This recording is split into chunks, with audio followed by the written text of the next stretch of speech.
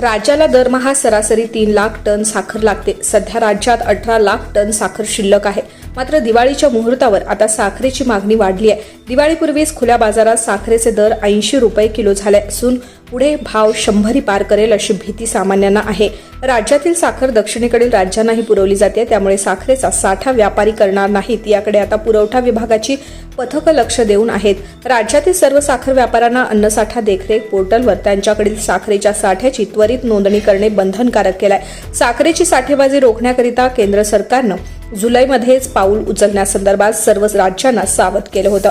आता दिवाळीच्या तोंडावर साखरेचे दर प्रति किलो 75 ते 80 रुपयांवर पोहोचलेत। दिवाळीत साखरेची मागणी वाढतेय।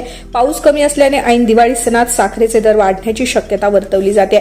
या पार्श्वभूमीवर आता साखर गाळप हंगाम नोव्हेंबरऐवजी 15 ऑक्टोबरपासून सुरू करण्याचे नियोजन सुरू आहे। तत्पूर्वी सर्व जिल्हा पुरवठा अधिकारी व अन्नधान्य वितरण अधिकाऱ्यांची पथके त्यांच्या हद्दीतील साखर व्यापाऱ्यांकडील साठ्यांची पडताळणी करीत आहेत। साखरेची साठेबाजी न झाल्यास भाव कमी होतील किंवा वाढणार नाहीत असा विश्वास अधिकाऱ्यांना आहे।